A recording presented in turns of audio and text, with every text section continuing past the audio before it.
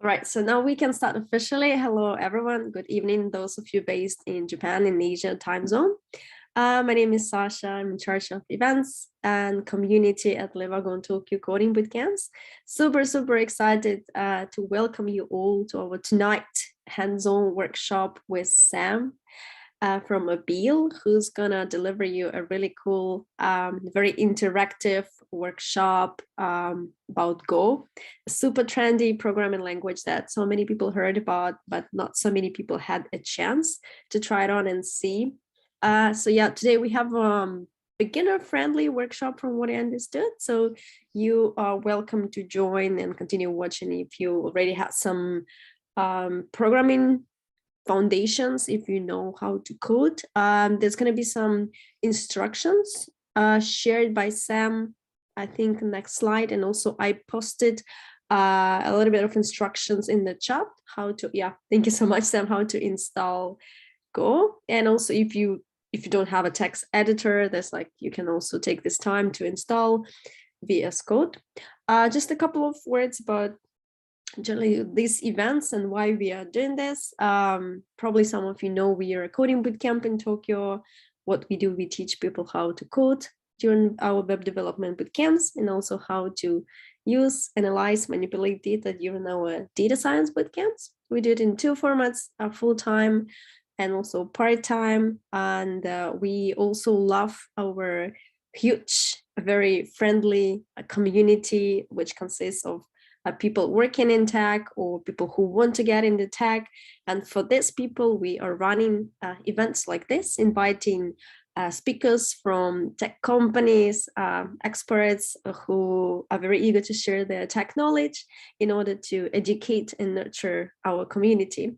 So I'm pretty sure that you will enjoy today's event. It's going to be really cool. I'm also preparing to code alone. Thank you so much, Sam. So the floor is yours. Thanks so much. Really appreciate it. Well, hi, everyone. I'm Sam. It's great to meet you all.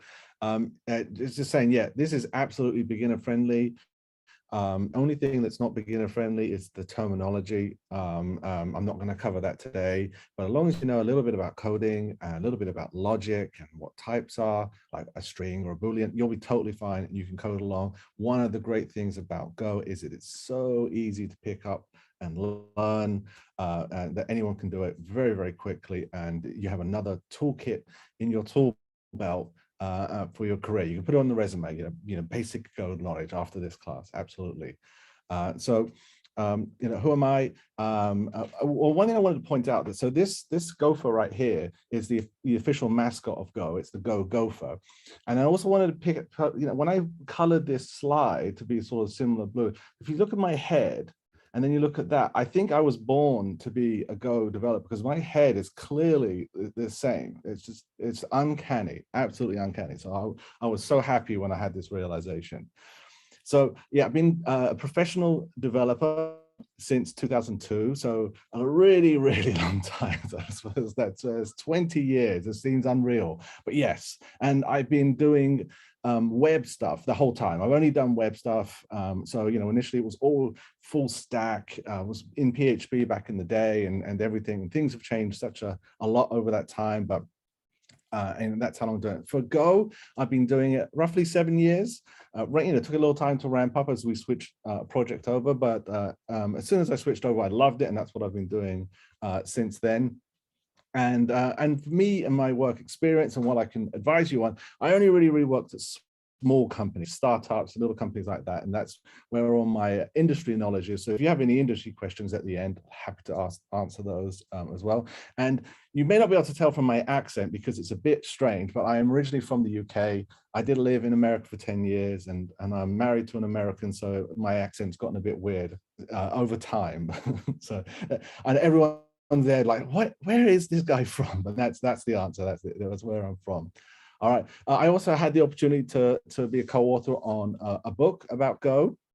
And this is another hands-on approach to learning, lots of code examples.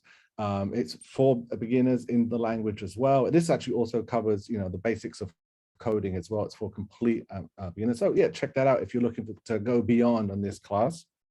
And the people that provided me today is Abbeal, who I work for, fantastic company. with offices all over the world. And I recently started working with them this year when they open up their Tokyo office, and they've got lots of guys that want to come live in Japan, and they're an awesome company to work for, and it's been really, really fun. And you know, really grateful for them giving me the time to work on this and present to you guys. So yeah, just remember that name if you're looking for opportunities in the future. And so talking about the prerequisites, this is for people who want to do code along. Now, if you don't want to code along, that's totally fine. I will be speaking out loud what we're doing as we're coding it, and probably fielding questions in between times, giving people a chance to code as well. At that time, I'll go slowly and I'll really sort of talk about topics at the same time, but there's not a lot of actual typing today. But if you do just want to see what it looks like and what it can do, that's totally fine as well. But if you're feeling like ambitious and we're unsure, as I'm giving the next part of the presentation, you have plenty of time to go install Go. The current version, by the way, is 1.18. Just get that. That works great. And then install a text editor.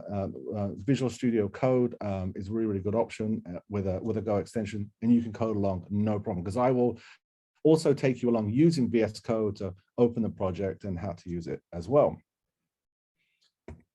Right, so now we're going to get into the actual technical part of the presentation. So we're going to go through all the different things about Go and sort of the context and why it's interesting. And then after that, we'll get into the hands-on coding. So this is the sit and take notes section. And then the next bit is the bust out the keyboard and typing skills section. So who created Go? And I think who created Go is super, super interesting because it's not just the usual people that you've never heard of necessarily. The guys behind Go here, at least a couple of them, are actually sort of legendary in the computing world. So one of them is Ken Thompson. He's actually a Turner Prize winning, multiple prizes, but that's his most famous award. He was instrumental in creating the Unix operating system. And you can see up there, there's just the letter B. It seems a bit strange, of course, but that's where the language C gets its name from. It's what came after. It was the guys that wrote that together. Ken and Richie worked together on Unix. They were at Bell Labs, very famous, sort of source of technology. And Ken wrote B. Dennis Ritchie was inspired by that and created C, and C has gone on to just absolutely dominate the world. And he also, for anyone who likes to do command line stuff, he also created grep, something we use so much. And he did a bunch of other incredible stuff. So, this guy is legendary. And then Rob Pike right here, also kind of a legend, operating system developer, along with Ken, worked with Ken for a long time at Bell Labs. He and Ken actually created UTF-8, and that is the encoding that pretty much the whole web runs on now. And he created a programming language that Go was heavily inspired by in terms of how it does its messaging and other features as well. And Robert Grosma is an awesome programmer, but he just doesn't have his legendary status is creating Go. Now, really, he was probably a huge driving force behind the language. He really sort of corralled Ken and Rob and got them to work with him on a language like that. He wrote all the details down, documented everything, and was very influential. But it's such a pedigree, and these are the three guys that really were the original creation of the language. Now, there's lots of other people that work on Go, and when these guys were all working at Google at the time, and so that actually plays in a lot to the design of the language. And there are other people that are really, really important, guys like Russ Cox, Ian Lance Taylor, and Brian Fitzpatrick. These are all guys very, very influential, but these were the original three. So that's why they get their own slide here. So why did they create Go? That seems, so they were working at Google. And what were they doing at the time? They were creating server software. That's important. That influences a lot of things. They were writing code in a large C++ code base. And things about C++ is it's a compiled language. We'll talk about that a bit more. And it's really, really powerful. And it adds on features to the C language. And they were working in large teams. So why these are important? Well, one thing that they noticed is that servers at the time were getting multi-core processors. Now, it seems quaint to think about that now, but they were like, that's the future, multi-core processors. Well, yeah, we all know that now. Multi-core is everything. But the languages of the time really weren't good at taking advantage of that. There was a slow compile time. The legend goes that they actually came up with the idea to create Go while waiting for their code to compile. So and really the reason is productivity. Like when you get a large code base with lots of people working on it, they're thinking about productivity. They're thinking about how to make a practical language, and also with the language it was very open and flexible. They could define anything they wanted, but it was hard to onboard people. So maybe the flexibility and expressiveness of the language was also holding back productivity. So they had some very clear goals. They wanted simplicity, safety, and readability. And these were all related to those problems they were seeing for, which was related to the context they were in.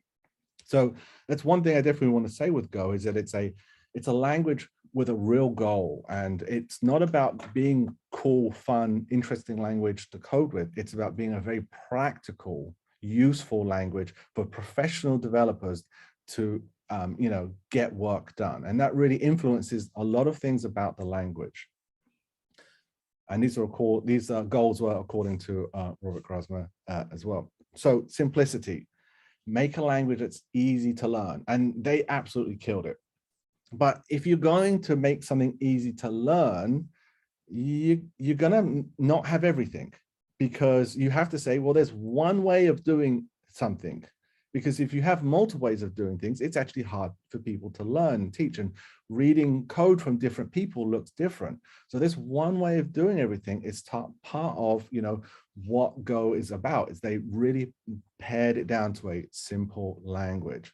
Safety. So the language they were using, it could have issues of buffer overflows, and those are really big problems when it comes to reliability and security. So they wanted a language that was memory safe, and that's what we mean when we talk about safety. And we also talk about a very clear, simple type system, not a very complex one that you can easily make mistakes in. And also a language, when they're thinking about multi-core processors and taking advantage of lots of CPU cores all at the same time, one that prevents race conditions, one that prevents situations where work is happening in an order you don't expect, and which people that have worked in JavaScript will know very well. When you're firing lots of different events in the browser, things can happen in a strange order sometimes, not what we would expect it to do. And readability. This is something that I think a lot of developers who haven't worked in a professional environment don't realize, is that you spend way more time reading code than writing it. You spend a lot more time trying to understand what code is doing rather than designing new code to go into it. And a way to become more productive is to make that easier to understand, to read, to have everyone have a level of consistency. When you have easy to understand, easy readable code, it's easier to make changes to that code without introducing new bugs, because you didn't quite understand what it was really doing. So that means that it's also easier to extend. So adding new features becomes easier when your code is easy to understand. So very, very important. And then to reiterate, practical. Now, this isn't one of their goals, but I think it's something that sometimes when you try and compare it to other languages that have all of these features, and why doesn't Go have these features? Well, not having features is a feature. This is the less is more mentality to programming languages. Now, Go did take from a lot of other languages. There's nothing really new in Go, but they really, really looked at other languages, and they wanted to decide what was absolutely the best. They also looked at certain features and said, in hindsight, that was a mistake. They shouldn't do that. So there's certain features that every language has, well, Go doesn't have it, and that's a bit strange. And so why a feature is missing is because they chose not to include it. And another big part of this is that when you design a programming language, you're trying to design this very pure specification, for the syntax and the way that it all works together, and different parts of the code can, work seamlessly together. But creating code is more than just creating software is much more than just the language. There's a whole ecosystem that goes along with things. There's toolings, and there's dependencies, and there's writing tests, and deploying the code. All of these things are part of the ecosystem of what it takes to actually build real software in the real world. And they were not afraid to go beyond the language spec and say, we're going to provide you with tools to also help do that. Once again, it's a practical language. It's not just a theoretical thing that is like, this is the perfect programming language, but it's not necessarily great to use in practice. So now let's go on. So what is Go? So what are the features that Go has? So we've got in the context, and we sort of understand what they were going for, so what they actually end up building. Well, before we go into that, you may be confused because you've sometimes heard it referred to as Go or Golang. The name of the language is Go, but it was created in Google, and they understood search engine optimization, and they realized they'll never get any search hits if they use the word Go in their text. So Golang is used to make things easier to search, because nothing else is really using Golang. So when you're reading stuff online, it'll always say Golang, and that's because it's an easier search term. But the name of the language is Go. So let's dig through some features of the language. So it has a C-style syntax. So if you've ever seen JavaScript, then this is exactly what it looks like. Java itself also has a very similar syntax. PHP, many languages have this syntax, and I'll show you an example just in a little while. It is statically typed. That means that once you define a variable, you cannot change its type. It's fixed. You can't modify its type after the fact. It's compiled. So with other languages like Ruby or JavaScript, you just sort of put your scripts in a folder, and then something comes along and runs them for you. There's a different aspect to it. For JavaScript in the browser's running it, it's executing it, or Node.js is running it. Or if you're using Ruby or Python, they have a runtime that's separate. You need to install separately. You point that runtime at the scripts and it runs them. Well, that's not how Go works. It's compiled, and it's fully compiled. So for example, Java also seems compiled, but it's not. It also needs a runtime. It's only compiling down to sort of an intermediate language, same with C#. These also need runtimes. Go doesn't need any runtime. It's completely, you compile a single binary and it runs all of its own.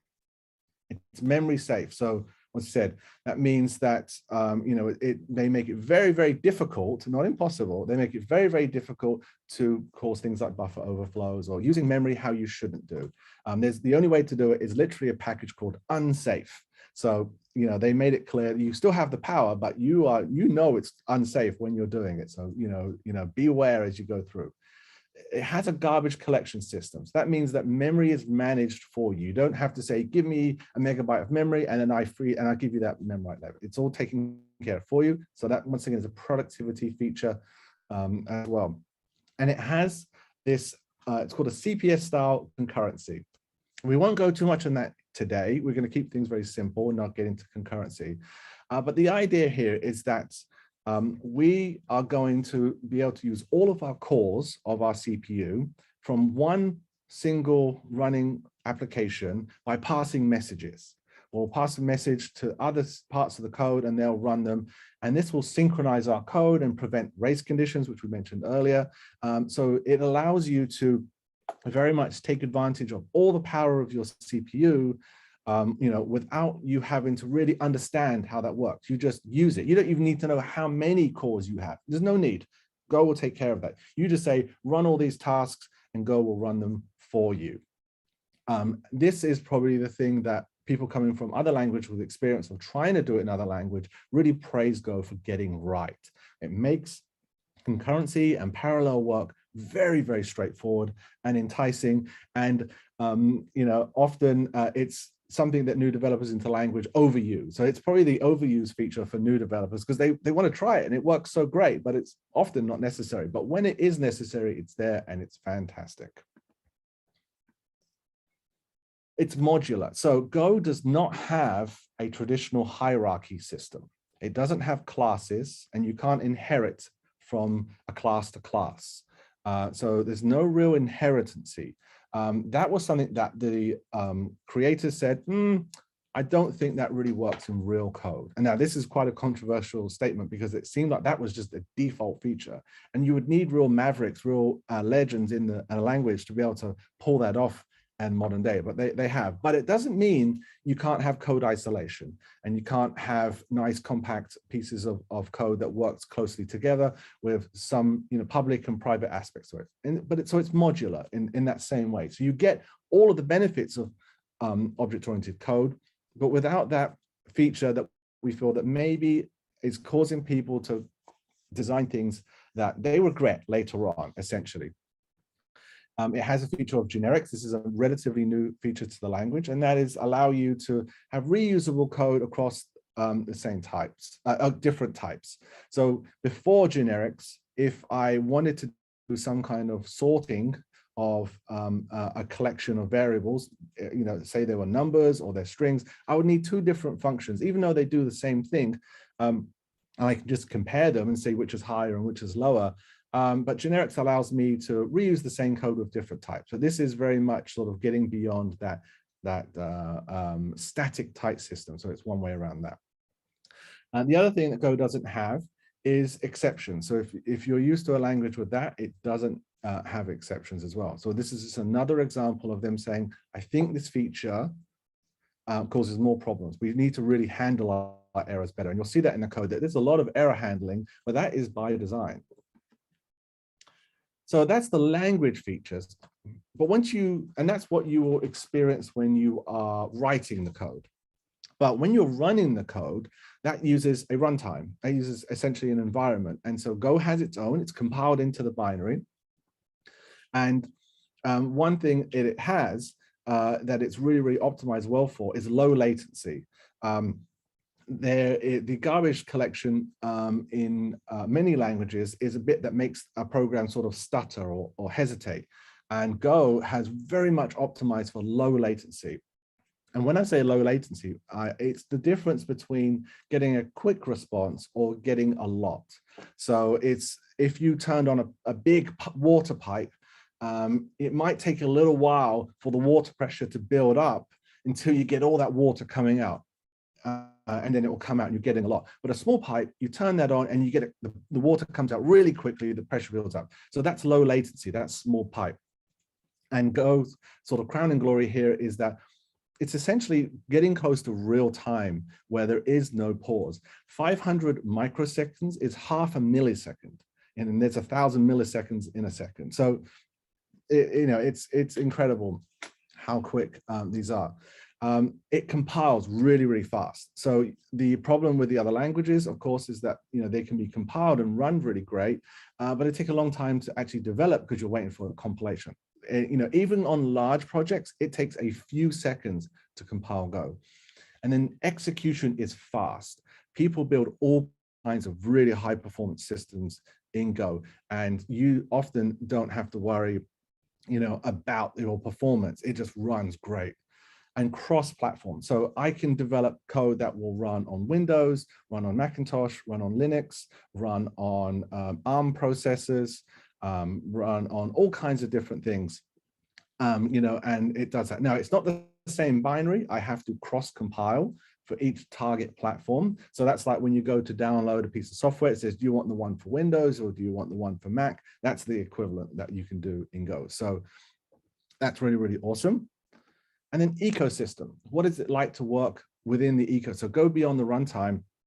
The standard library that comes with Go is fantastic. Everyone has such high praise for it. And it's, one thing it has is it's really production ready stuff. A lot of the standard libraries that come in other systems, people say, it's not really good enough to use. You have to sort of use the community established ones, but most of the time people are going to drive you to the standard library, and it includes a production level web server. So your web server is built into your code. You don't need a separate one, and it is more than good enough. It is really high performance. It comes with a built-in testing framework right into the Go compiler. There is dependency manager. So yeah, lots of open source libraries for you to use in your code, and they're really, really great. And those tools for downloading and managing the versions built right in. It is open source. There is a debugger available if you like to debug, and there's lots of great profiling tools for profiling memory, for profiling execution time. Really, really great. So what does Go look like? Well, here it is. It's really, really simple. Hello world. And that's what it looks like. You always have to have a package statement at the very top. And to make something that's executable, that package is going to be called main. And today, we're going to be working in main. We'll be writing these out. If I want to use something from the standard library, I can import it. So I'm importing here the formatter library. And then for our executable code, the runtime needs to know what the entry point is. So the entry point for Go is the main function. So here we go. We have an executable right here. I can compile this and run this, and it'll run great. It's very, very straightforward.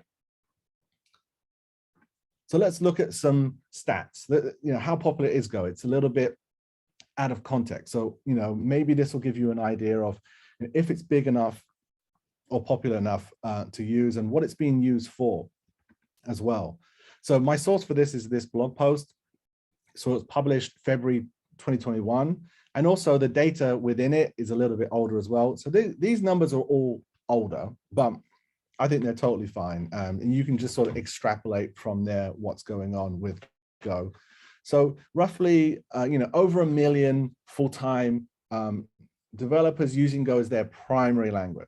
There's probably, this article said there's probably 3 million people using it as a secondary language, but this is their primary language, what language they use. I think they get to pick 3 in this survey, but this was one of them. They're using it. Where do people use it? Well, you can see Asia actually is the most populous place of people using Go. Very, very popular in China, actually, Go is, and how it's sort of spread all over the world. But yeah, we absolutely dominate here in Asia for Go use, so definitely a great choice.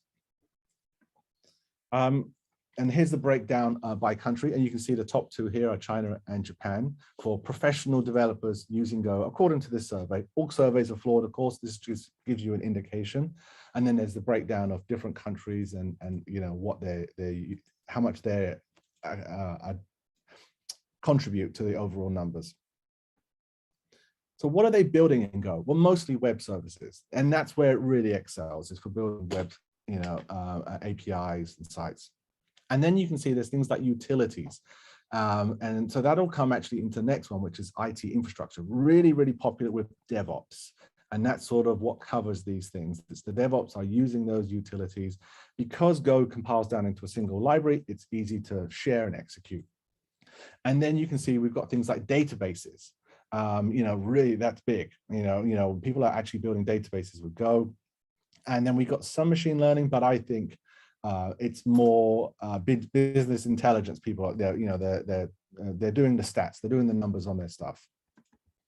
But what you don't see in here is games. People aren't making games with Go. They're not making mobile apps with Go. So if that is your area, this is not the right language. This is much more your enterprise business backend services, working with data, working with big servers, working in infrastructure in the cloud. If those things excite you, then it's great. What are some killer apps you may have heard of? So these aren't necessarily the biggest things. These are just things I wonder, maybe someone has heard of these. I think every language needs the killer app to really, make it stand out in the community. For the DevOps side, they've got a lot. It's, as DevOps was becoming a thing, Go was really hitting at the same time. So it was a very, very popular language. So Docker is written in Go, Kubernetes and Terraform, all written in Go. These are, if you've ever had to do any work with your DevOps team or cloud or infrastructure, you'd have worked with these tools, and they are written in Go. And you may not have even known it because, oh yeah, so someone shared a thought that, I made a statement about games, and I will come back to that as well. You can do anything in Go, but I'm really focusing on what the professionals do. What are the industry people are doing as well? So yes, you can absolutely write games. There are game engines in Go, and there are backend services for Go. but it's more the hobbyist level right now, I would say. It's not, so you'll be hard pressed to find a job in those industries with this language. So just to make that clear, sorry about that. Yeah, databases here. We've got a number of databases. You may not have heard these, but InfluxDB is getting quite well known in the DevOps space for collecting logs, time-spanned logs and stuff like that. But it shows you the power that performance you can get out of a straightforward language. And then over here, you've got things like Snap, which if you've done anything in the sort of Linux, Ubuntu world, that's their package management system. A lot of their backend service is written that. Hugo is a blog, static blog generation tool that's really, really popular. And then Ethereum, the first implementation of the Ethereum sort of virtual machine runtime was written in Go. So, a little bit, that one's a little bit of a stretch, but it's not Ethereum that's written in Go, that's for sure, but it was popular there. So just so you know that it's being used in quite significant things. So what is the community sort of like? And I think community is such an important thing to know when getting into a language. It really, sort of gives you an insight to the sort of people you'll be working with. They very much prefer performance and efficiency over a beautiful API. So this is not about elegant code necessarily. It's not about beautifully designed, elegant APIs, everything else is sacrificed for the absolute joy of program. Nope, they want efficiency. They want it to run fast and they want it to use as little memory as possible. But they still want it to be good, but it's all about priorities. You can't have everything. If there has to be a trade between a bit of an ugly API and good performance, that's what they're going to do. They will tell you to start simple. This is the advice whenever people come into the community saying, what web framework should I use? What this should I use? What that should I use? They'll always say, start simple. Don't worry about using a hexagonal, architecture within your code. Don't worry about what folder you use. Just start simple, get going. And over time, as you feel pain, then start to look for solutions to that. But just start with the standard library. And direct communication from Go people, they won't sugarcoat anything for you. They're going to tell you, if you are making a poor assumption, they'll tell you. Now, this I bring up because I don't want anyone to be offended. They tend to be very practical minded, as I say, the performance side of things, and and they're just going to tell you like how it is. And that's the sort of community in the English speaking side of the community. That is, I don't interact with any of the other ones. And so that's just something to be aware of. So don't worry if someone gives you a bit of a short reply to your request. That's just the way they are, but they're still a community. So why is Go cool? So it may not be obvious. Well, I get it. It's got cool features and it's got some good lineage and heritage, but what would I actually use it for? One really cool thing is stability. Old Go code still works. So there's something called the version 1 promise, and that is that the Go language promises never, ever, ever to break your code as long as it's the version 1 of Go. So any code written for version 1 of Go, and that means 1.0 up to 1.18, the old code will still work in the new compiler. And that is absolutely true. The only time things are changed is when there are bugs, and unfortunately, if you coded to the bug, that's fine. But even then, that's more security related issues. Sometimes they've had to be more restrictive. But I think we would want that anyway as a compromise. But yeah, people are always shocked when I say, just any tutorial online should be fine. It doesn't matter if it's a bit old. There's only a couple of things you need to know that are different and new now. Because a lot of when you go with languages and you go to the old tutorial, they don't work anymore. You go to videos on YouTube, they're not relevant anymore. They're dated. Things have changed. People have moved on.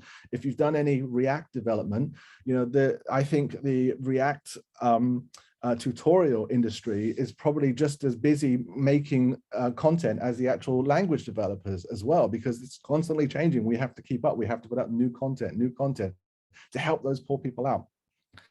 What you compile is really self-contained.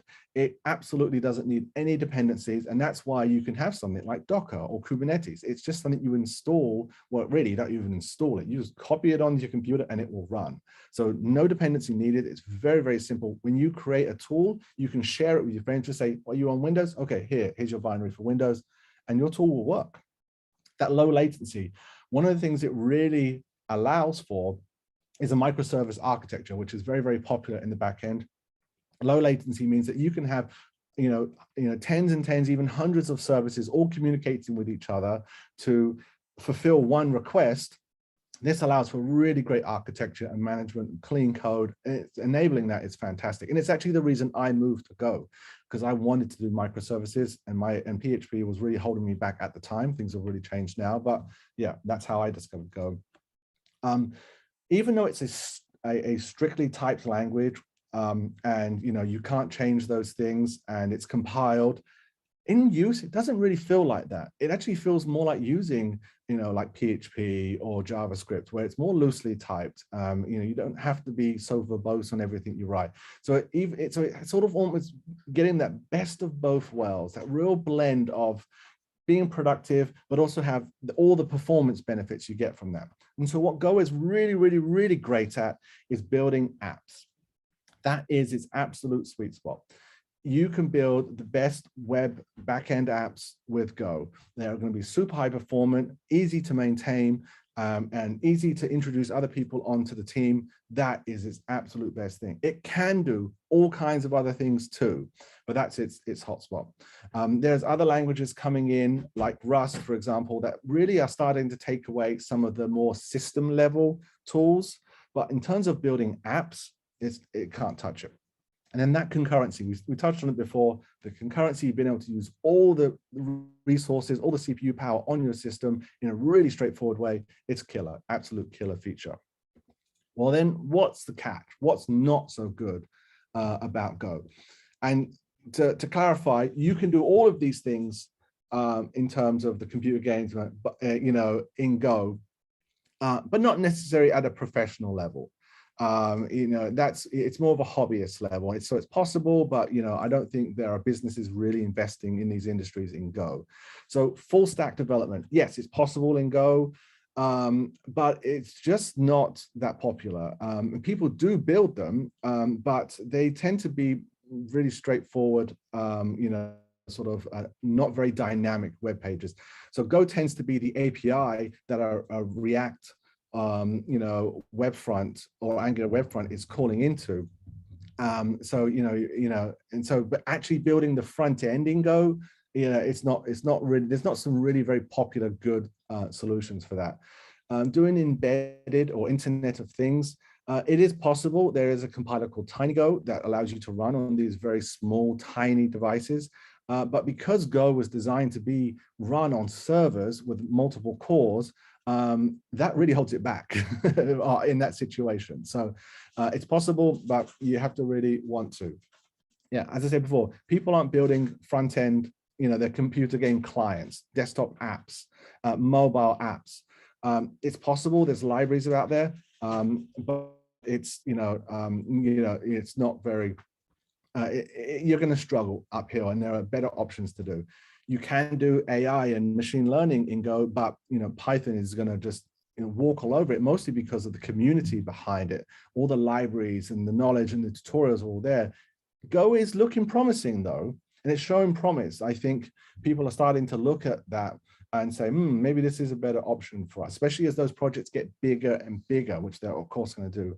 And as an expressive language, a language where you can really write elegant, beautiful, concise, APIs that you just absolutely fall in love with. No, you're making compromises constantly with Go in the way that it looks. And that's something that you have to be okay with if you're going to do it. All right, now that brings us to the end of section 1. So we're going to take a break now for 5 minutes.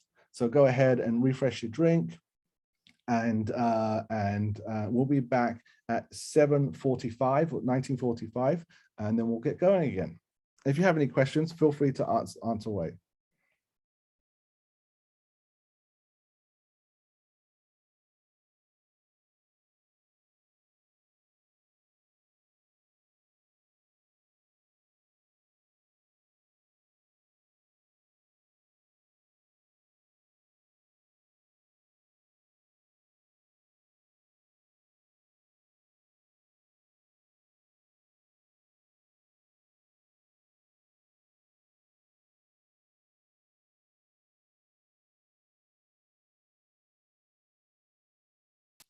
Is it a good time for people to open the terminal and the text editor, right? Yeah, I guess it's good time to open those up. But I'll be doing it along with you as well. So yeah, go ahead and get your editor fired up. Go ahead and get a term open, and but we'll folders and everything together. I'll take you through start to finish, so no need to worry.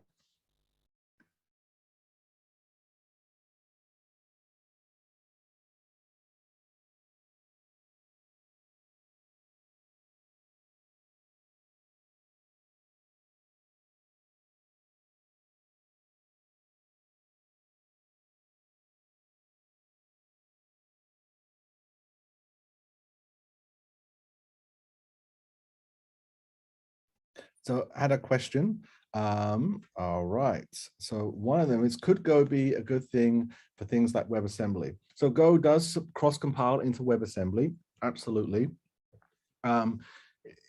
So the difficult thing is that there's a certain overhead, and it depends on what exactly your project is.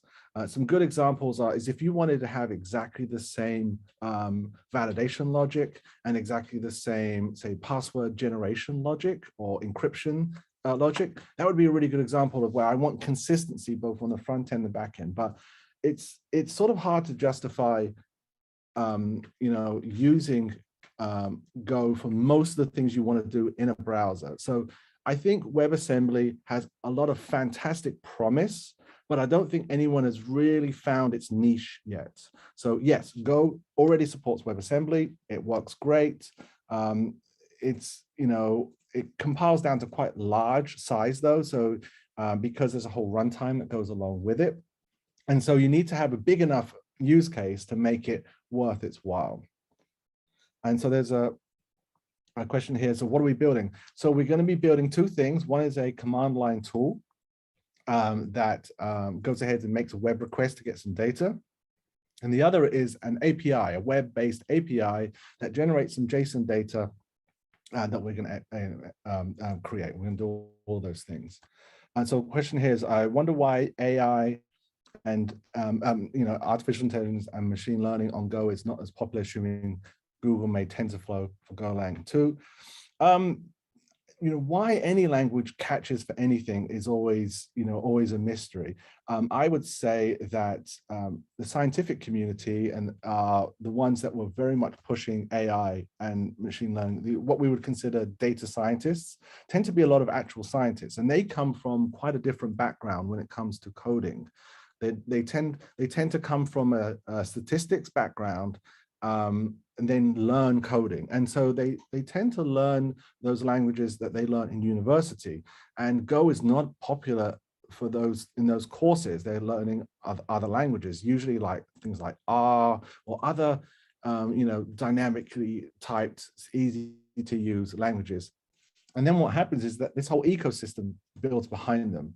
So you could ask the same question, well, why isn't the C language popular in those languages? You can really make a lot of justification why it was this or why it was that. But the answer is there's lots of different reasons why an initial language catches. But once you have momentum, it's difficult for another language to really catch up. But I think what would help Go is all those very practical reasons. As these projects get bigger and more complicated, people are going to say, we just can't manage this project anymore. We need something that's a bit more manageable. So who knows? And while Go was created in Google, it's definitely not Google's language. Google doesn't push Go at all. It's not even used that much in Google either. It is used for a number of things, but Google's a massive company, and every language has to compete on its own terms. C is still way more popular of a language there, but it is catching on. It is catching on in time. But once again, once a project is created and already written in a language, switching to another language is not trivial and often not a good idea. All right, another question here. Does the compiled nature of Go hamper it somehow in the ML field. I don't know. That I couldn't tell you. I mean, notebooks are very popular, but I've seen notebook implementation because Go compiles very, very quickly. It doesn't really have any of the disadvantages of it being compiled. And so you'll see when we write the code today that it's like, it's not really that big a deal, you know, running some scripted language versus running compiled language. And so the answer is, I'm not really familiar with the mathematical effects of that, but I know that Python is interpreted. Oh, familiar, yeah. Well, you know, Python is a great language, and it is very good performance. You know,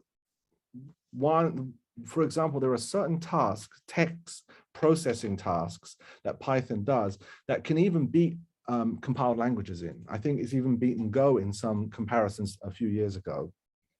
And being a compiled language doesn't mean it's not performant. The difference comes in subtleties like latency. You know, because Go is a compiled language that when you run it, it's already running. There's very little initial cold start time. And so I would never say a language is slow because it's compiled and interpreted or compiled. It very much comes down to a lot more subtle effects than that. So it's a difficult thing to argue in that way. All right, we are at 7:48. Hopefully everyone's back. So we are going to start creating some Go code. This is it. We're going to get hands-on right now. You're going to hear me typing on my laptop right now. So we're going to switch to a different screen. All right, here. So what are we going to do? So we're going to make a command line tool. It's the catfacts command line tool. What we're going to do is grab some catfacts from the web. It's super exciting, I know. We all love catfacts. In this workshop, we're going to create a new Go project. We're going to compile a Go binary. We're going to create a function. We're going to create some variables, custom type, some structs, and I'll explain all of these as we go along. We're going to make a network request. We're going to decode some JSON and print out to the console. And this is going to include error handling as well. So yeah, we're going to cover a lot, but actually not in a lot of code. So one thing I wanted to say before we get going is if you are using VS Code, something you might want to make sure you're doing is that you do have the Go extension. This is it right here. You'll need this to make sure that the code looks nicely formatted. But if you don't and you can't get it installed, you actually don't need anything to write code. Just a plain text editor is just fine. This just makes life a lot easier. The other thing you want to do is to install all the Go tools. Now, it should prompt you to do that, but if it hasn't, you can do from, where is it, Go, and where is it? It was the, I always do Control Shift P, I think. I forget what it's, the palette. Command Shift P or Control Shift P, and then you want to type Go tools. And you should come up with this install update tools. Pull that up and then just select them all here and install all of those if you haven't already. And these, once again, these are optional, but they add some really nice features, and I'll even touch on some of these features today. So if your system's working differently to my system, that might be why. I'm not going to do this because I don't want to download a bunch of stuff while I'm streaming. Awesome. So let's start in our terminal. Here it is. So please let me know if the font size is big enough and if it's clear. If there are any technical issues, please interrupt or write a message in the chat and we'll immediately address those. I'm in, where am I? I'm in my source code folder. So I'm in my users, my source, and this is my little project folder here. Now I'm going to make a new folder. And so you can create this anywhere. Hopefully your Go is working, by the way. I guess it's, if you want to check if it's working, you can do go -version. And oh, I must have typed it wrong. Oh, what happened there? Oh, it's so big, it's hard to go back. Or is it? No, I don't need the dash. Oh dear. I don't write, it's not something I type very often. There we go. So let's go clear, go version. There we go. So you should see something similar to that. I'm working on a Mac here, but this should work the same whether you're on any other system as well. So I'm going to make a folder. So on you know, Unix-based systems, it's going to be a make directory, and it's going to be cat. You can see I have my old version here as a reference, cat fact, and then hit enter. And then I'm going to, once you've created that, we want to go ahead and move into, so cd, change directory into cat facts. There we go. So create a folder. I recommend calling it cat facts because then you won't be confused. Hopefully you don't already have a project called cat facts. That has happened multiple times before, but you know, this will make it easier. And then, so inside of our cat facts project, as you can see right there. So now we're going to initialize our project. This is technically an optional step, but it will make your life easier if you do this step. So we're going to go mod. This stands for module, and init. And then we're going to call this, we're going to give it a project name, and we're going to call it cat facts. So go mod init. So we're using the Go runtime, the Go compiler, the module. This is essentially the dependency management tool, Go mod. We're init, we're initializing the project, and then we're going to give it a project name. And then, and hopefully it will just say, oh, it's creating that. And when we list in our project, we see we have a file called go.mod. That's it. So let's have a look. What's in?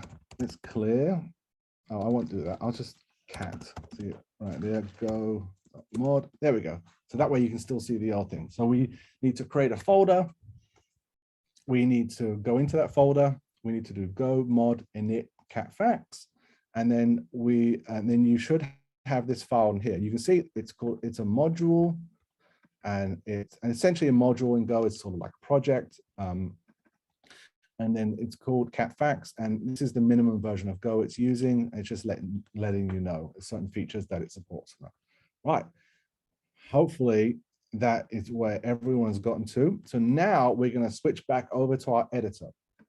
So from within VS Code, I can either go to File, Open Folder, or Open Folder from here, however you want to do it. And then we're going to go into our folder, wherever you put that. So here we go. I'm going to open up my cat facts folder. So go to your editor, go to Open Folder, navigate to where you created that folder, and then we're going to open. There we go. Straightforward. And then we can see that I have one file in here, and it's that go mod file. And we're not even going to touch this. This is, this is going to be unnecessary here. All right. So hopefully everyone has everything all together. So the next steps. You might need to. It might ask you if you want to trust the file, the folders. Yes, you can absolutely trust them. You are the author, nothing not to trust. So yeah, if that message comes up, just say, yes, I trust. Yeah, easy to go. So now we're going to create a file. So I can right click, or I can hit the create file button. And this is just, and it doesn't really matter what this file is called. But once again, if you do it the same as me, it'll make your life a bit easier. We're going to call this cat. So really straightforward, .go. And that .go extension is very, very important. We must have that. Otherwise, it'll look really, really weird. So creating a file called catfacts.go. And instantly we have an error. I can't have already made a mistake. This seems outrageous, but what is it saying?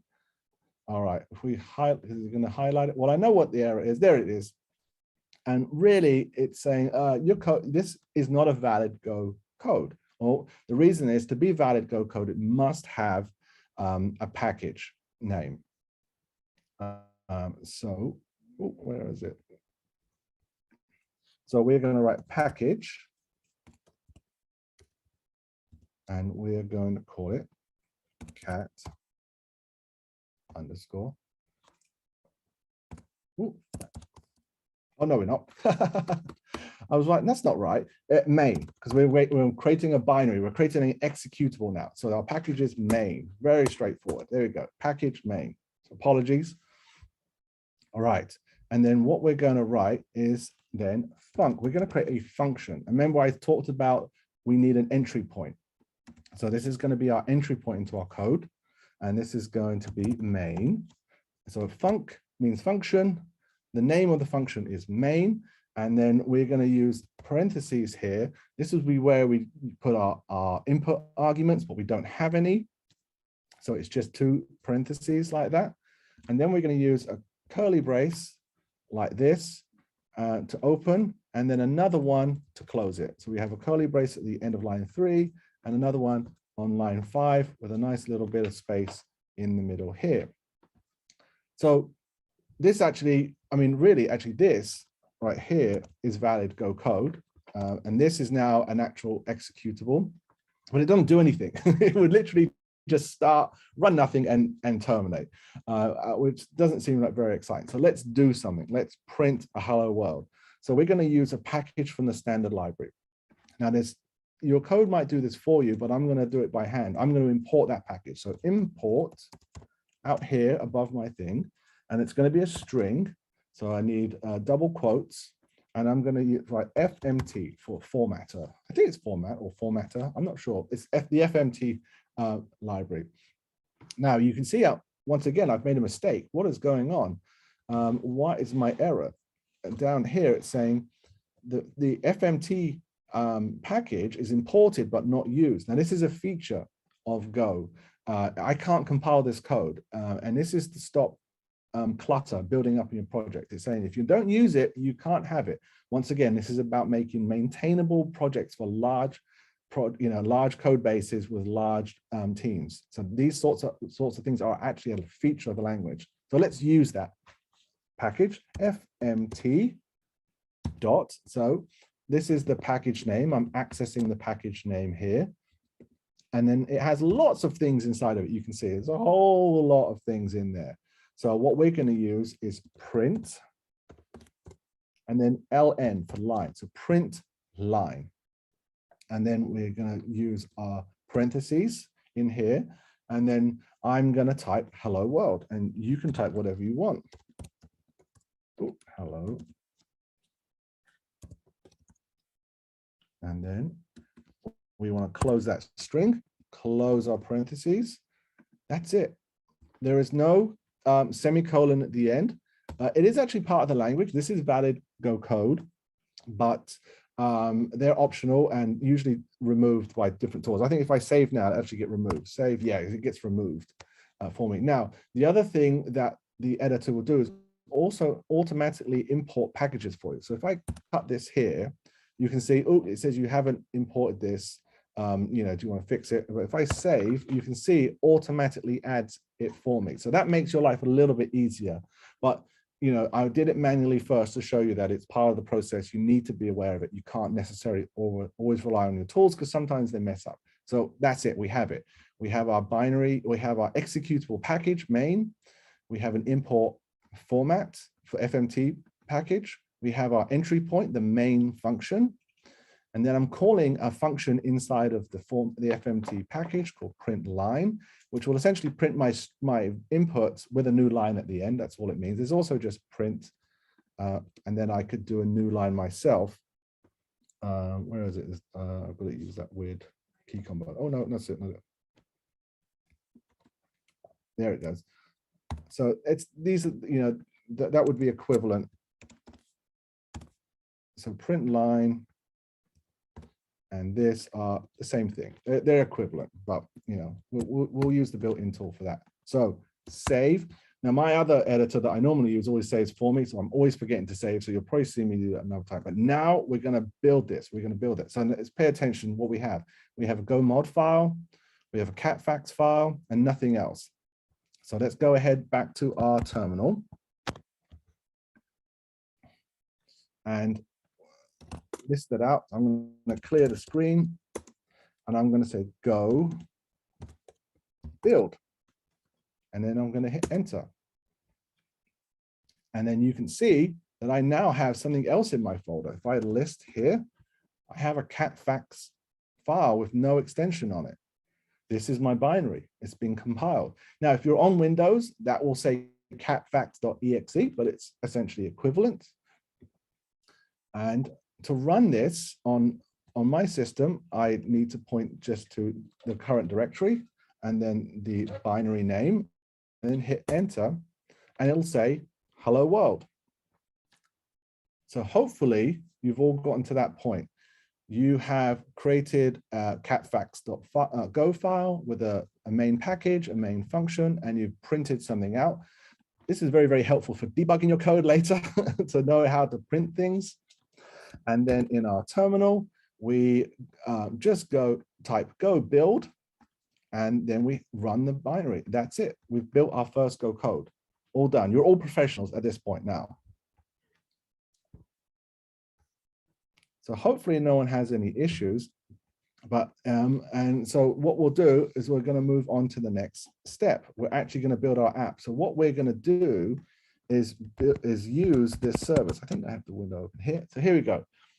So this is our website we're going to use, catfact.ninja/fact. This puts out some JSON code. Let's do the raw. So here's the raw JSON you can see here, and every time I refresh, I get a slightly different fact and also how long that string is. Very, very nice website there. You couldn't be more perfect. So let's start building this out. What do we need to do? Well, the first thing we're going to do is go and get that. So so hopefully you guys can see this.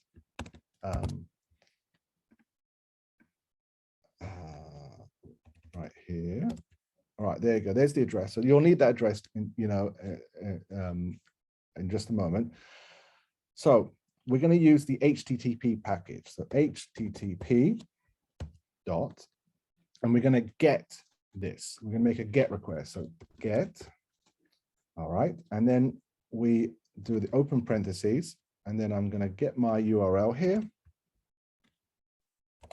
Oops, that easy. And it's a string, so I need the double quotes from the front and the back. I can remove that now. And the problem it's saying now is I don't have that package installed, so easy peasy, I can just do it over here. So there we go, save that code, and it's just being silly. Right, so there we go, but this does return something. So if I hover over the get command here, if I save,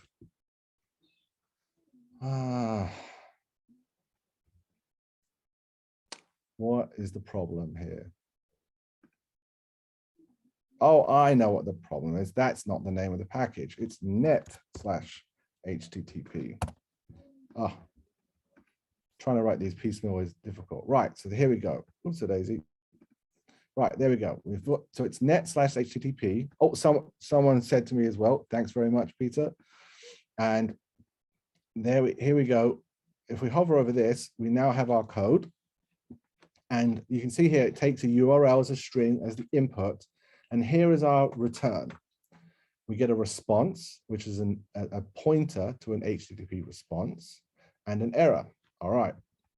So let's go ahead and create some variables now. So we're going to create our first variables. We're going to do RSP for response and ERR for error. Every error in Go is always called ERR. It's an industry standard, apparently. It seems fine, right? But I've got an error. I mean, once again, I didn't do anything and I've already made a mistake. So if I hover over this, it says ERR declared but not used. So much like a package I've tried to import but not used, the compiler is going to say, no, you can't do that. So that's all right. So let's use them. We're going to have to use them, otherwise we can't compile our code. So we'll do a new line, and we're going to say if ERR is an exclamation point equals, so not equals to nil. This is Go's equivalent of null. Nil is their equivalent to null. So If the error is not nil, that means there is an error. It's sort of like a double negative in a way. So if we have an error, run this code. Okay, so what code are we going to run? We're just going to print the error out. So we're going to use the format package again, and we're going to do our print line. And we're going to say there's an error. Make it nice and clear. And I'm going to pass error as the second argument here. So right, that error message has gone away. So format, print line, our error message, and then error there. Then the next one is response. But what I'm going to do right now is use an underscore here to say I don't need this variable. So if this ever comes up, you can use an underscore to say I don't need the variable. So I'm going to go ahead and run this code. But what I'm going to do first is change this URL to show you that the error is working. So we have to test our code. So I've got to test my error handling as well. So you don't need to do this. I'm just going to show you. So I'm going to say clear, just to clear the screen to make it easy to read. You don't need to do this step. And I'm going to say go build. And then I'm going to use this to run another command if that one succeeds. And that's going to be my catfax. So this is just a one-liner to clear the screen, build the code, then run the code. Run that. Oh, and it didn't work. All right, so let's do go build. That's fine. And then I'm going to do catfax. And that didn't work, right? Let's go look at my code. What did I do wrong? I did something wrong. It didn't work as expected. So it's saying that this is valid. Maybe if I made it even less valid, let's do X like this. All right, save that. Maybe there is an x.ninja website out there. Here we go. So apparently x.ninja exists. So my bad.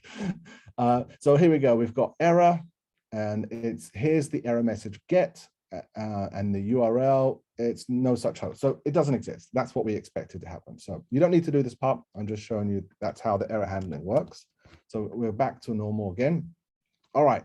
So we've checked our error, and this is a thing of Go. We always handle our errors right away. Now, if there is an error, what I'm going to do is return. This is to say, I just want to end execution of this program. I'm returning from this function. So that's totally fine. So if we get an error, print a message and stop execution. That's what we're doing right there, return. All right, so now we're going to go back to our response. And what we're going to do is we're going to do a little bit of debugging, see what we get in our response. So we're going to use our format print line, and we're going to put the response in there. And then we're going to build and run that. Oh.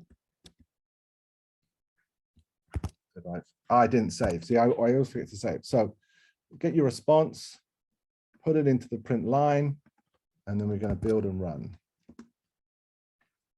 Right, wow, that's a real screen of text. But you can see there's something in there, but it's really hard to tell what's going on here. Well, we know 200 is an okay message because we just know that. It's like a map. All right, well, let's make this a little bit easier to read. So what we're going to do, and the reason I bring this up is that this is a common debugging trick that I want you all to know. So this is something to take note of. We're going to use the printf command. This is essentially a templating language built into a print statement. And we're going to say response, and we're going to use the % symbol, the pound or hashtag symbol, depending on where you're from. And then we're going to use V for variable. All right. So I'm going to save this. So this is really important. This part right here will help you get a bit more detail about what you want to know about. So let's go back to our terminal. Did I save? Save. Yes. Run our clear build thing. And now we can see we get a bit more data. So we have our message. So we can see this is an HTTP response, which we knew we were going to have. This and means it's a pointer, which that thing did say it was going to be. The status here is 200 okay, status co is 200. So this makes a bit more sense. this is a bit more, we can see what's going on, but we don't need all of this, of course. We want our cat facts. All right, so how do we dig out the cat facts from this? Well, the cat facts are in the body of the response.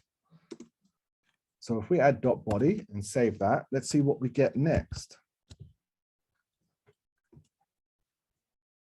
All right, we get something, but it isn't really very useful, is it? All right. And the reason is that this, the actual body is hidden inside of an interface we need to read the binary, the bytes out of. So let's do that. So there's at least, there's not really tenants very much. We can see there's a stream client here. That sounds sort of makes sense. All right, so let's read that out. So we can see the body here. It implements, it's an IO reader. Okay. So we have a tool that will allow us to work with this type of interface. So we're going to import another package. We're going to do IO, because it's an IO reader, read, oops, a daisy, read all.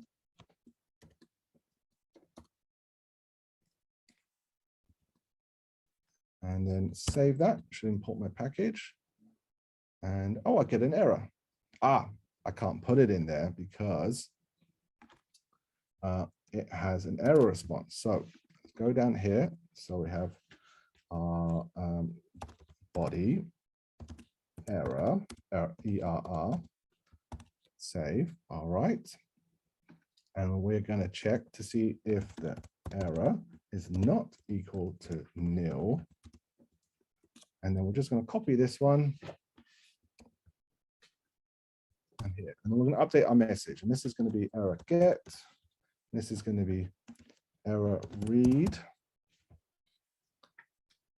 and then down here we'll throw body in here. So what we've done is we've taken our response body, we've thrown it into the read all function, and we then are getting an error and the body out, checking to see if there's an error or not. So copy and paste the code above, and then we're going to dump this out. So let's save that. Clear, build, and run. Oh, and there we go. We've got ourselves a collection here, a slice of bytes. So it's not very helpful. I can't do anything with bytes, but in Go, lots of things are bytes, and they're actually easy to turn into other things. So a string in Go is bytes. So all I have to say is I'd rather see this as a string. So yes, we have a strict type system, but I can convert variables to other types and just reassign them to something else. So I'm going to do that. I'm going to say I want a string, and I do that by just wrapping it in parentheses and typing string correctly. Here we go. Save that. So now we've got the same code as before, and we've just added string and parentheses around the body. And we're going to print that out. We're going to run that. So clear, build, run. And there we go. Here is our JSON data. It's actually there for us to use. So that's fantastic.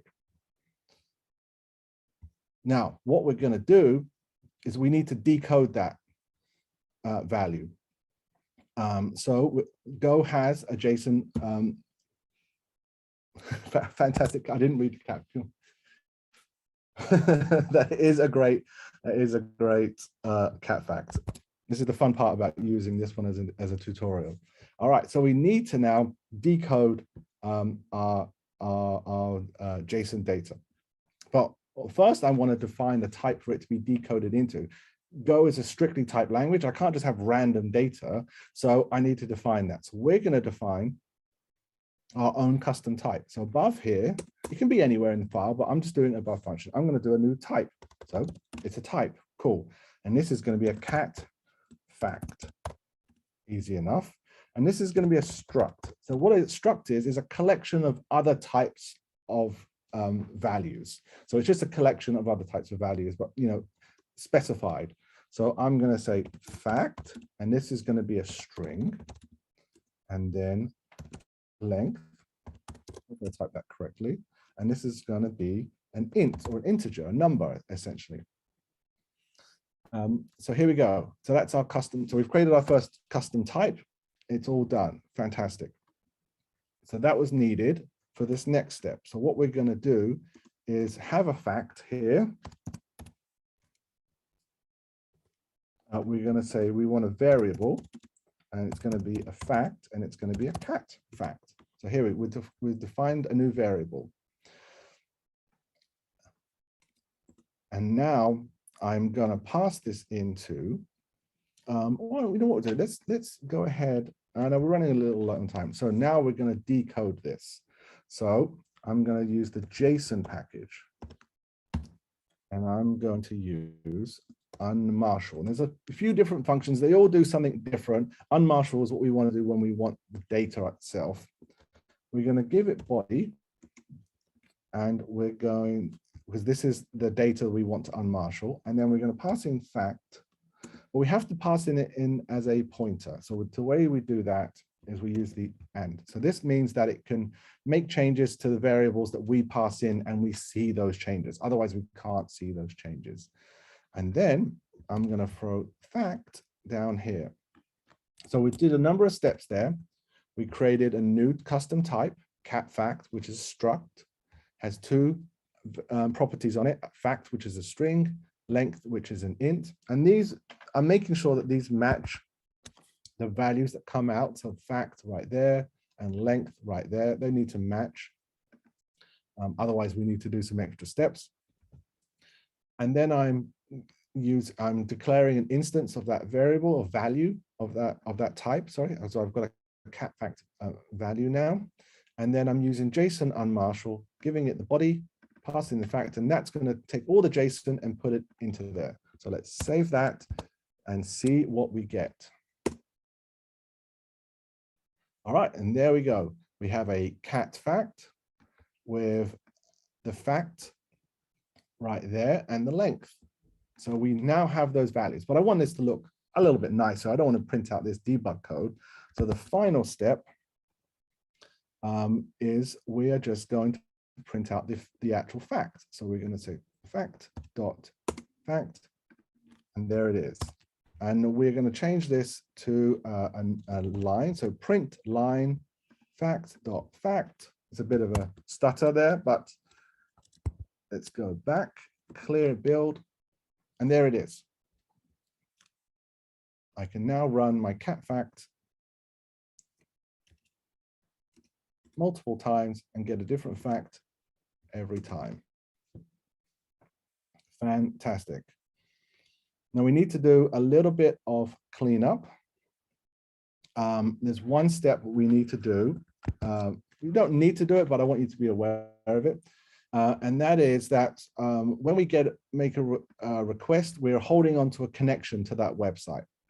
So we need to have something that lets go of that connection. And the way we do that is we use the defer function. So this will run the code when this function returns, and we're going to call body, response dot body close. This is optional because we're not really, once it exits, it also lets go, but this is very important for when you write your real code that is long lasting. So there you go. That's the final step. So we're all done. And I can see we're almost at the end of time. I don't know what we want to do as the next step. Sasha, what should we do with our last 10 minutes? Well, you know, we're not Cinderella, and our carriage won't turn in a pumpkin. So let's go for it, definitely. All right, well, I apologize to all the people that had a real strict amount of time. You've done the first exercise. That's a real good introduction. But now we're going to move on to the next one. And so this next one, oh, today's it. Now I want this. Right, our next thing is the pet name web service. So let me pull up my notes for this. And so what we're going to do is we're going to make, just like the cat facts was a web service that generated JSON, we see that right here, This is a web service that generates JSON content to return to us. We're going to create the same thing. We're going to create a web server that returns some JSON code. And we're probably going to just do the first, we'll break it up into different parts so people can drop off at decent times. And one thing we're going to use is we're going to use a library that's a pet name generator. So this is the library here. By this awesome developer, and I'll show you how to get that in there. And I'll actually share this link here into the chat so you can grab that, because you'll need that in a little bit. So in the chat is that URL. So just hold on to that for now. And then we are going to go and create a new project. So let's get our terminal. So let's jump out of catfax. So we'll go up a directory. And we're going to make a new folder, and this one is going to be called, what did I say it was going to be called? Pet names. So pet underscore names, plural. We're going to move into that folder just like we did before, and we're going to initialize it by doing go mod init, and we're going to call it pet names. Mod init pet names. So that's it. It's the exact same thing as we did before. So we're going to create the pet names folder, move into that folder, say go mod init pet names, and there we go. And so now in our IDE, we're going to open that. So go open folder, and then open your pet names. Oh, why can't I see it? Oh, it's because it's ordered by. And then we have an empty folder. So that's the initial part. So while you're doing that, so what we're going to learn in here is we're going to learn about using local packages, the modular design part, a little bit like classes, a little bit like namespaces from other languages. We're going to use a third-party package, which is the URL I gave to you. We're going to write some tests. We're going to write some system tests. We're going to create a web server, and we're going to encode a struct to JSON. And the reason I did all these things is this is what we do a lot in our most Go coders, encoding and decoding. And it'd be nice to work with databases too, but we don't have that opportunity here. So the next thing we're going to do is create a main.go file. So we're going to create a new file, main.go. It doesn't really matter what this is called. And then we're also going to create a folder called server. So new folder, server. And in this folder, we're going to create a file called server. So we have main.go. We have a folder called server and a file called server. All right, it's pretty straightforward so far. So the first thing we're going to do is go into our server.go file. And this is going to be our local package. So we're going to call it package server. So it's our server package. And weird as this theme, this is what we do all the time, just very obvious names. And then what we're going to do is just create a function here, but this time it's called server.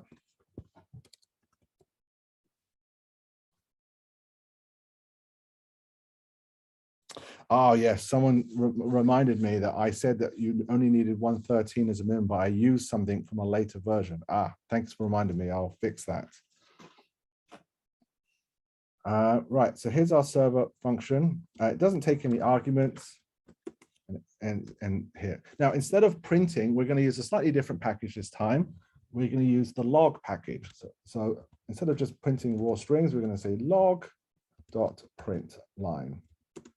And here we're going to say starting server. This is really, really useful. It sounds weird, but that way you know the code is running.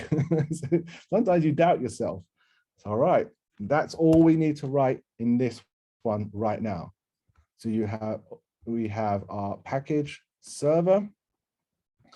We have our import for the log and our function server. I know this seems really, really simple, but what we're going to do is now use this package from our main. And that's the key thing here. And that's why we did it this way around. So hopefully you've got that code. essentially just print something out saying it's starting. Oh, panic line, print line. Here we go. That's better. Print line. Oh my gosh, panic line is definitely not what we wanted. So now hopefully you've got that. We're going to go over to main. So the package here is always going to be main. We need an entry point. So func main. That's our entry point with the curly braces. And now we're going to import our package. It's a local package, so we can just use, when we import it, we always do it from the root of our module. So we need the module name. So we're going to say import, and the name of our module is, hopefully if you followed me, pet names, pet underscore names. And then we use a slash, like a folder structure. So we're doing pet names slash, and then our package, if we go back here, we called it server. That's the package name. So in main, we just say server. Right. So that's going to import our package. So I can now use server here. So I go server, and you can see here it's already sort of suggesting things for me. Dot, so accessing things within that package name, server, and run it. Save. So that's it. So what we've done was we've imported the package, and we're running something from within that package. So now we can go to our terminal. We can just say clear. Once again, this is just optional to make it easier for the thing.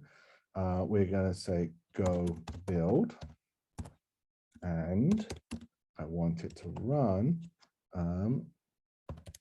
pet underscore name. It hasn't been created yet, but hopefully it does. There we go. So as you can see here, we got a timestamp. So this really helps with debugging. So that's a nice feature there. And starting server, and then it execute. There we go. So that's the first thing we've learned. We've imported our package. All right, so what is next? So we're going to do everything now inside of server. I don't think we'll do anything else in main. And that's generally how you want to do things. You don't want to do anything in main. You want to do everything in these packages. So we're going to create a handler. And this is going to handle incoming requests. We're going to do a real simple one first, just for the homepage. So we're going to say func. And it's going to be a little bit complicated, but then it'll be really copy and paste after you've done the very, very first one. So we're going to call this home for homepage. And then we're going to use W as our name of our parameter. So this is going to take input arguments, which we haven't really talked about, but this is you just copy exactly what I have and you'll be good. So W, and then we're going to say HTTP, and we're going to get the response writer. So that hopefully then should import the package for you, the net HTTP. If it doesn't, you need to import this.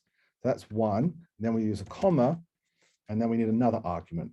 So this one is going to be REQ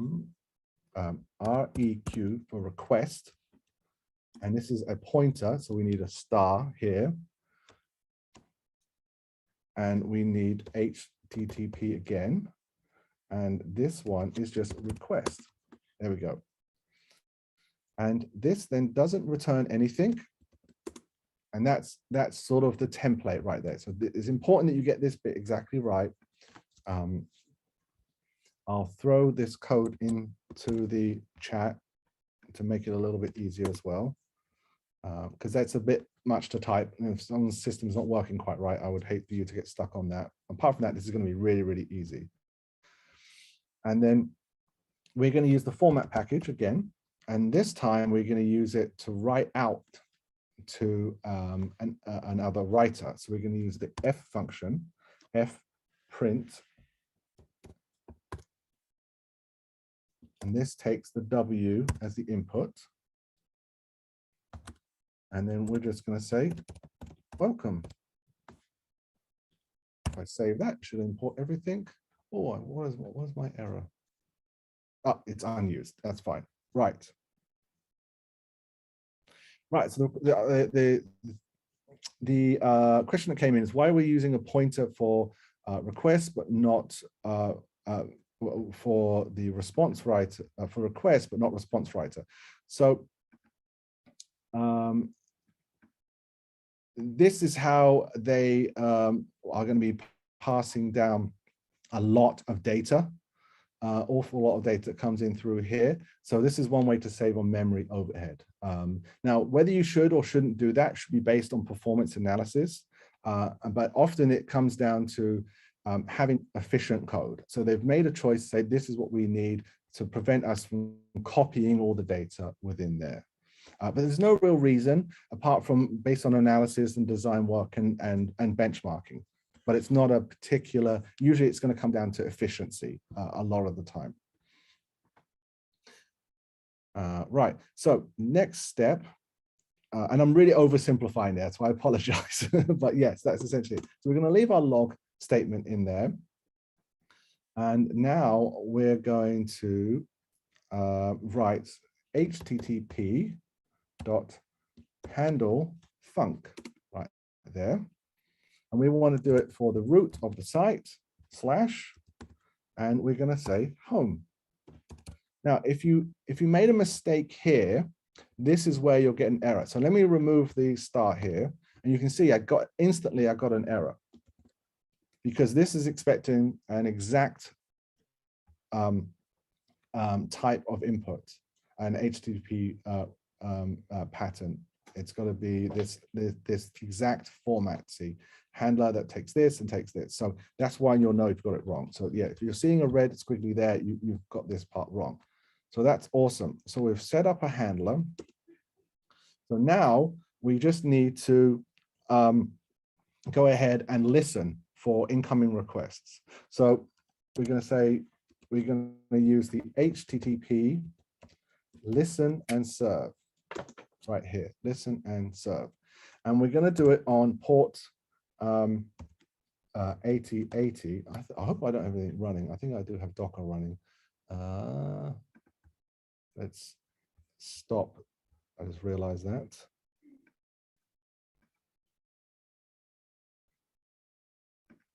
There we go. I don't want that to be an issue. All right. If you have something running on 8080, just put it on a different port. It doesn't matter. I'm just putting it on 8080 here. And then we just say nil, because we don't need to pass anything for this second part, because we're setting them up here essentially. Now this will work, but this is not the best, because if there's an error, you're not going to see it. So we want to capture the error that's returned from this. And once again, we're just going to say, if error not equal to nil,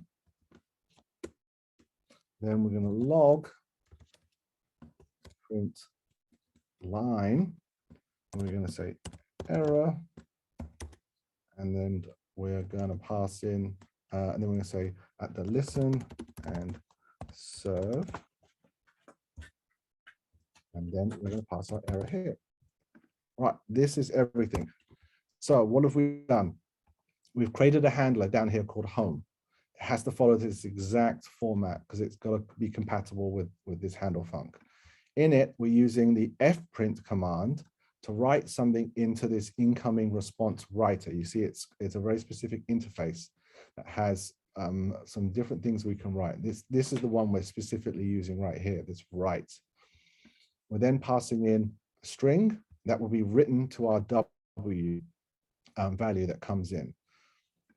Up in our server, we're then binding that handler to the root of the folder. And then we're starting our web server on port 8080, and then listening for any error. So I'm going to save that, come over to here, do my go build, and then run the pet names. And it says server starting. Well, huge success. Now you'll see it hasn't returned yet. That means it's still running, it's blocking. And actually this web server is multi-threaded. So it can actually use all the CPU cores without you doing anything. So right now you're already running some multi-threaded code. So let's go into wonderful Firefox over here, and we'll switch this over from the catfax, because I've already zoomed in, to localhost 8080. And you can, oh, it's not zoomed in. Where's my plus button? There it is. Oh, there it goes. Zoom it in. There you go. We've got my welcome. I'm just zooming in so everyone can see it. So there it is. So that's it. That's our homepage done. That's, you've built a web server, guys. Fully functioning web server, production grade. It's good to go. Probably a few little tweaks, but it's not really far from the truth, to be honest. Right. So now we actually need to build our pet names handler. So let's grab and copy this line. Well, let's just copy the whole thing. And we're going to rename this to pet names. All right.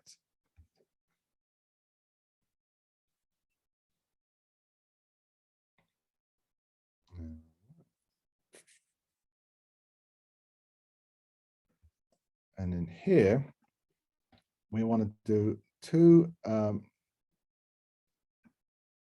variables. We're going to do words for the number of words we want in the pet names. This is going to be 2. And then we're going to do separator. And this is going to be a string. And this is going to be just a dash.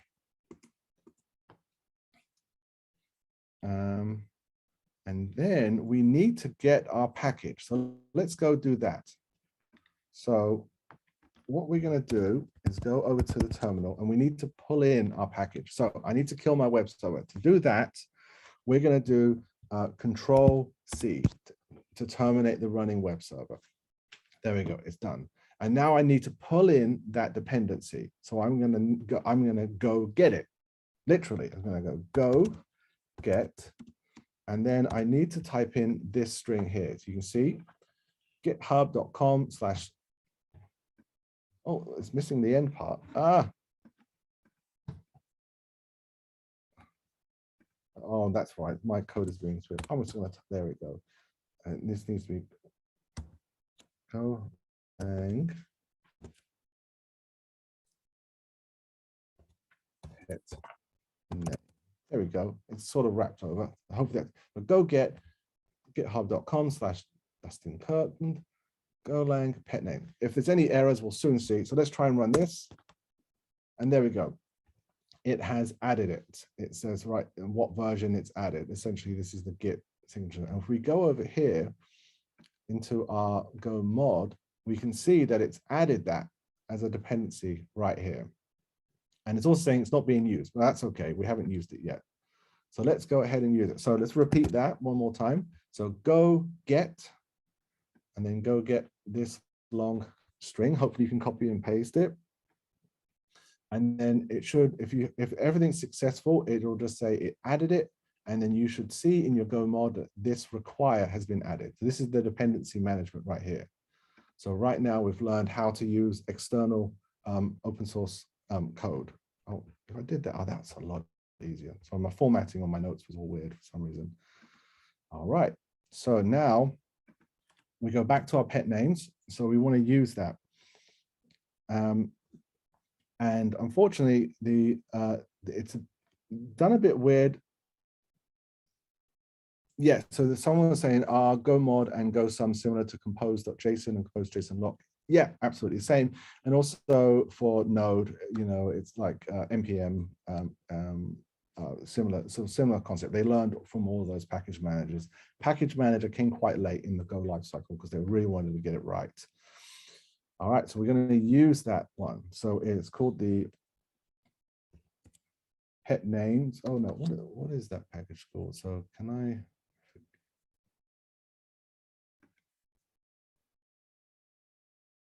I think it's just pet name, isn't it? Pet name.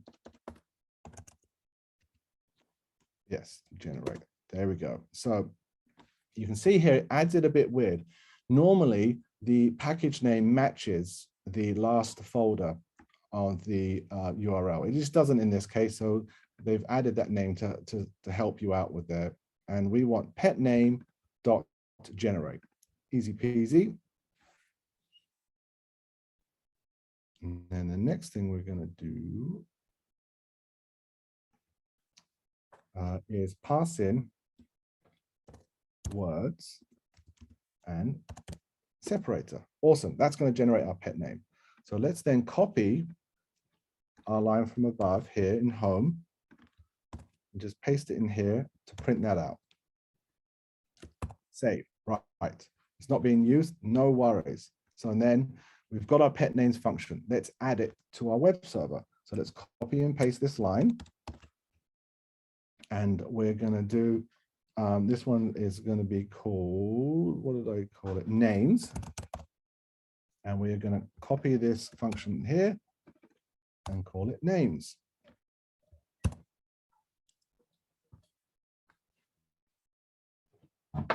And that should now work. So let's save that.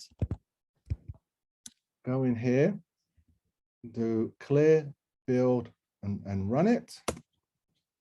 It's running. So let's go over to our browser and do h/names.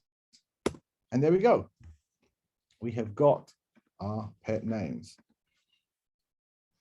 That is awesome. So the last thing, and this lesson goes on, but the last thing I'm going to do, we're not going to quite get to the, oh, hold on one second.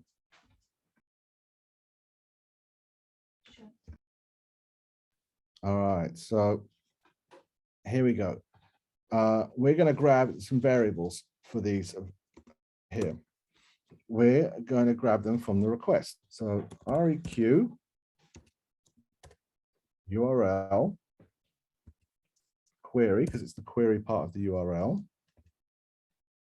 get, and we're going to get words. And you can see the words here returns just a string. So we can just, right here. Now, here's a key part. I don't want to have this part here. This little colon equals means that I want to initialize a variable, essentially. I want to define one.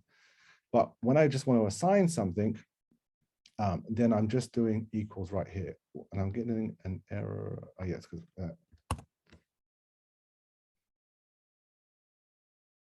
and my error is, oops, daisy, it went too far.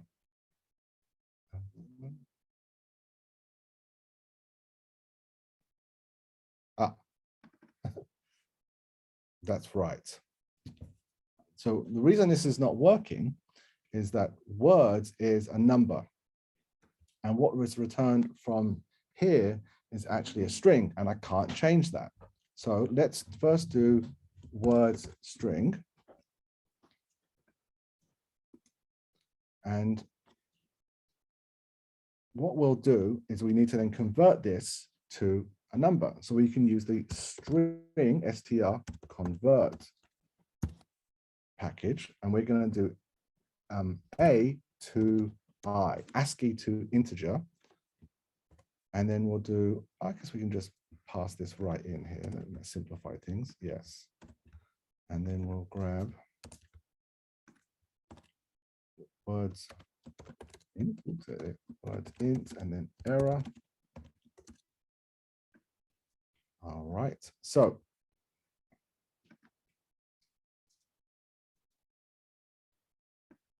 have I got this wrong again? Oh, I haven't saved it. There we go. So if my error is equal to nil, then I know this worked. So then I can just use words equals words int. So here we go.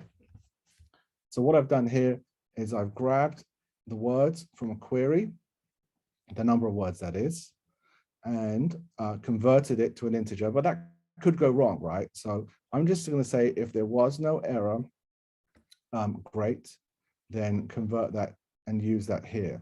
So I'm doing sort of the shortcut version here right now, which is why it's a bit rushed. So apologies for the long running. So now if we go and compile our code, so I'm going to Control-C to kill it, build and run, excellent.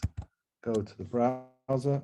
So this should work as normal. But if I add a query, and it's kind of hard to see, unfortunately, on this screen because I can't zoom this bit, but if I go question mark words equals 5, for example, then I get 1, 2, 3, 4, 5. There you go. So we'll call that a day there, because I know I've really taken up a lot of you guys' time over that. You know, so we didn't get into testing, unfortunately, but what you've got there is a full web server that can take query requests, print things out, and it's fully loaded there. So apologies for the long overrun. That'll take us for that workshop. Hopefully everyone had got that. And yeah, I guess you're free to ask any questions and I can answer them and we can get to anything.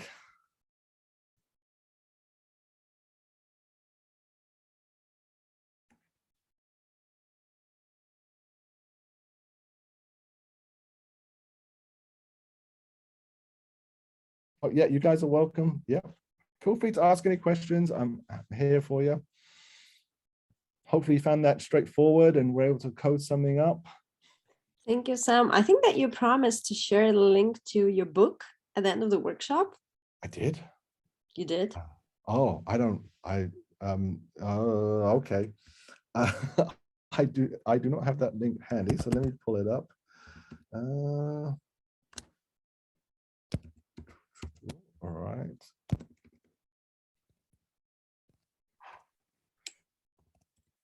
They actually are having me do a second edition right now.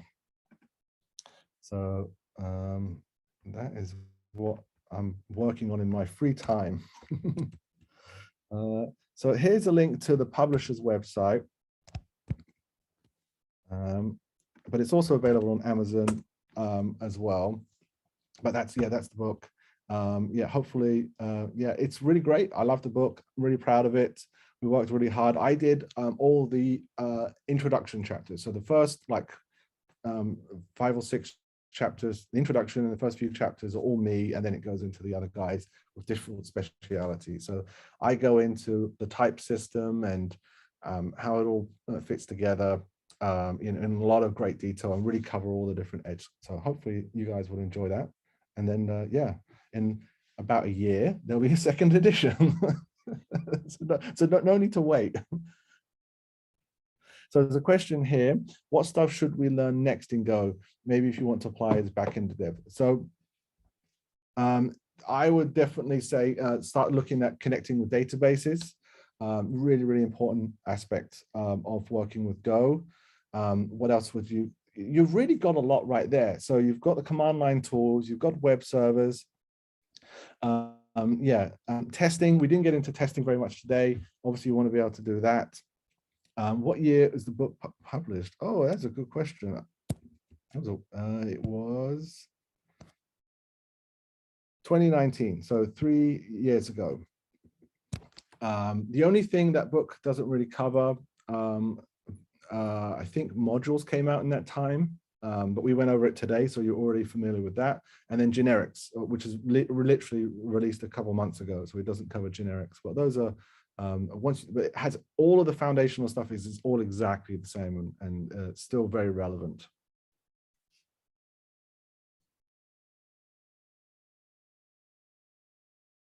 So what about a second event with more interesting Go projects? Yeah, of course. If the Wagon thinks I did a good job, I'd be happy to come back and help you guys.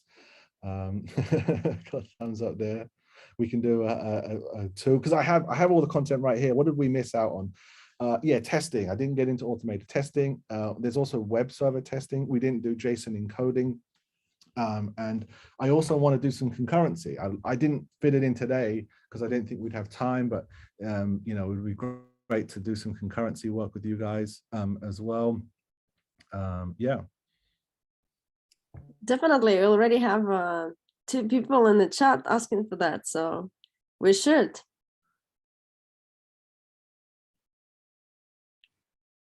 Three people. So awesome. Yeah, yeah. All right. A lot of people asking. Well, thanks for everyone for being so patient. Sorry I overran. This is the first time I've done this one, and an hour and a half went a lot quicker than I expected. I thought, oh, I was honestly expecting at the end to have a good 20 minutes to chat and hang out. I thought, well, 20 minutes is fine. That's good. All right, yeah, then let's let you go enjoy your evening and take a rest after almost 2 hours of the nonstop workshop. Yeah, thank you so much, Sam, and thank you so much for the whole Abbeal team for making this happen, for arranging, organizing, and delivering this workshop. Looking forward to having more cool Golang workshop with you, Sam and Abbeal. Have a great evening for those based in Japan and in Asia, and have a great afternoon. Maybe those of us joining from Europe. I think someone also joined from Colombia, probably like early in the morning. Yeah, thank you so much, everyone, for attending Lemongon workshops, and thank you so much to Abbeal and Sam. Thank you. Thanks, guys. Have a great evening. Bye. Have a great rest of the day. Thank you.